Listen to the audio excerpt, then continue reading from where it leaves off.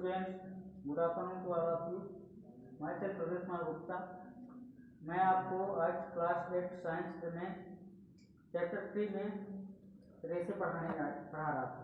उसमें से संश्लेषित रेशों के प्रकार चल रहा था, जिसमें से 2 संश्लेषित रेशों के बारे में बता दिया था, रेयान और नायलॉन। आज थर्ड है संश्लेषित रेशा पॉलिएस्टर और एक्रेलिक। आइए इनके बारे में जानें। पॉलिएस्टर एक संश्लेषित रेशा है। इस रेशे से बने कपड़े में आसानी से सिलवटें नहीं पड़ती हैं। सिलवटें का मतलब ये है कि ये कपड़ा आसानी से सिकुड़ता नहीं है, ठीक है। यह सपाट रहता है, सरलतापूर्वक धुल जाता है। अतः यह वस्त्र सामग्री एक बहुत पर्याप्त उपयोगी पदार्थ है। आपने लोगों को सुंदर पॉलिएस्टर कमीजें व परिधान पहने अवश्य देखा होगा। टेरिलीन एक लोकप्रिय पॉलिएस्टर है। बहुत महीन रेशों से जो टेरिलीन है एक बहुत ही लोकप्रिय पॉलिएस्टर है, ठीक है। इसे क्या किया जाता है, महीन धागों के रूप में खींचा जा सकता है और अपने पसंद के अनुसार कपड़े बनाए जा सकते हैं, बुना जा सकता है इसको।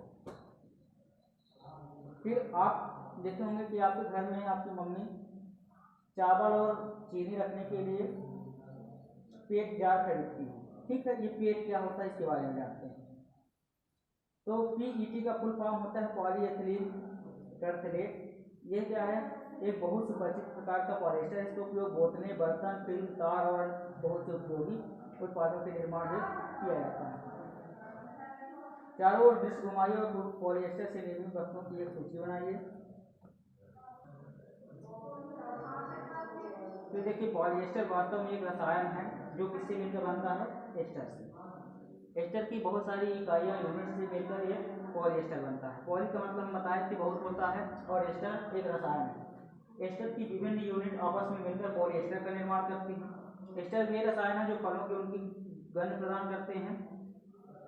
निर्मित कपड़े पॉलीकॉट, पॉलीवूल, टेरिकॉट आदि नामों से बेचे जाते हैं। ये मैं पहले ही बता चुका हूँ कि जो कपड़े आप 2 प्रकार के देखे होंगे, एक सूती का होता है, एक टेरिकॉट का, ठीक है। तो सूती वाला कपड़ा थोड़ा सा महंगा होता है और स्टेबल होता है।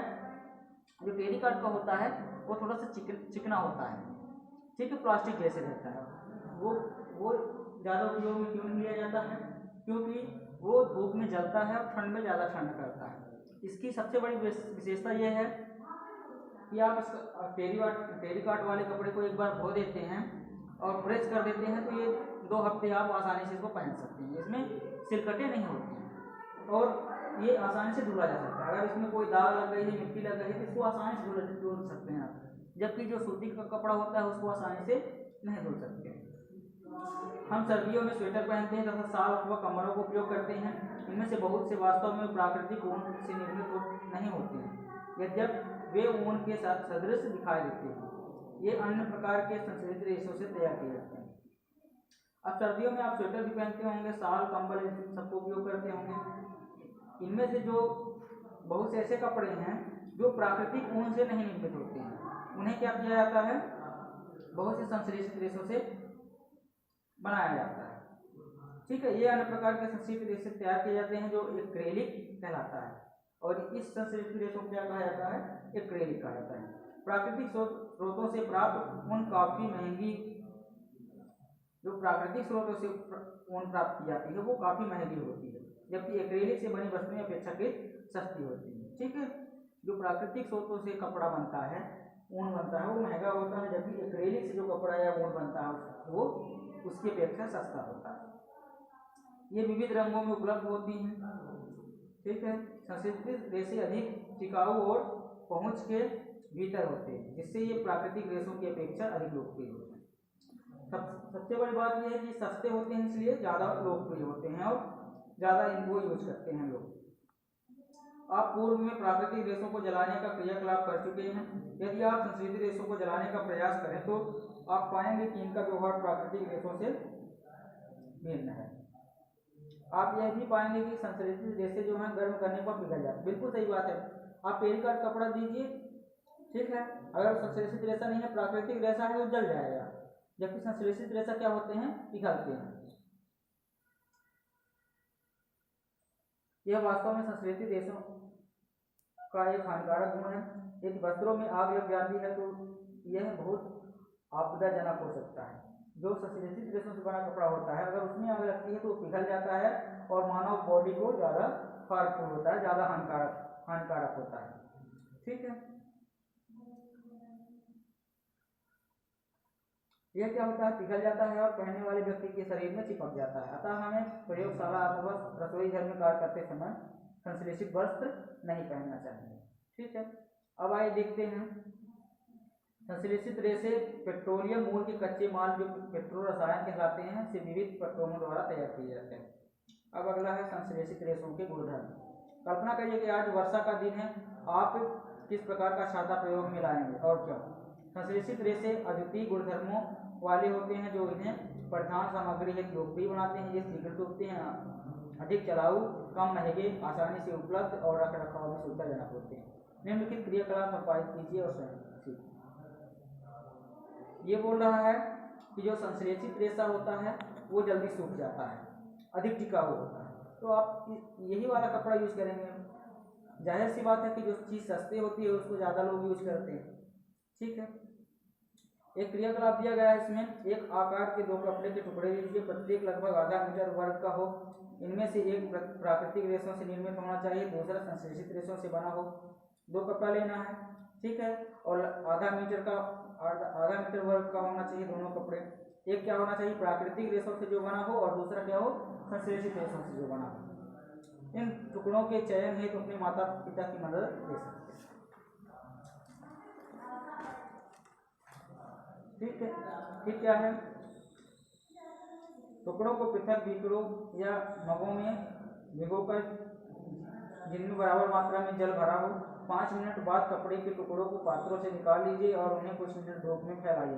प्रत्येक पात्र में शेष रहे जल के आयतन की परस्पर तुलना कीजिए। क्या संश्लेषित रेशे प्राकृतिक रेशों की अपेक्षा कम जल सोखते हैं। ठीक है, दो कपड़े लिए आधा वर्ग मीटर का और उसको क्या करिए, पात्र में भरे जल में डुबो दीजिए। इसके बाद कुछ मिनट बाद इसको क्या करिए, निकाल दीजिए और धूप में डालिए। फिर देखिए जो पात्र में जल भरा था, दोनों पात्र में देखिए कि इसके जल का आयतन कितना है। ठीक है, फिर देखना क्या संश्लेषित रेशे जो है प्राकृतिक रेशों की अपेक्षा कम जल सोखते हैं या क्या वे सूखने में कम समय लेते हैं। यह क्रियाकलाप आपको संश्लेषित कपड़ों के गुणधर्मों के बारे में क्या बताता है। आप अपने माता पिता से इन कपड़ों की प्राकृतिक रेशों की तुलना में चिरस्थायित्व, टिकाऊपन, मूल्य और रख रखाव के विषय में जानकारी प्राप्त कीजिए। फिर क्या है, प्लास्टिक। आप घर पर प्रतिदिन काम में आने वाली बहुत सी प्लास्टिक की वस्तुओं से परिचित होंगे। इस प्रकार की वस्तुओं और उनके उपयोगों की एक सूची बनाइए। संश्लेषित रेशों की तरह प्लास्टिक भी एक बहुलक है। बिल्कुल सही बात है, जिस तरह संश्लेषित रेशा क्या है, बहुलक है, उसी प्रकार क्या है, प्लास्टिक भी एक बहुलक है। सभी प्लास्टिकों में इकाइयों की व्यवस्था एक ही प्रकार की नहीं होती। कुछ में यह रेखीय होती है तो अन्य में यह तिर्यकबद्ध होती है। ठीक है, कुछ में यह रेखीय होती है, खड़ी लाइन में जैसे ऐसे होती है, और कुछ में तिर्यकबद्ध होती है।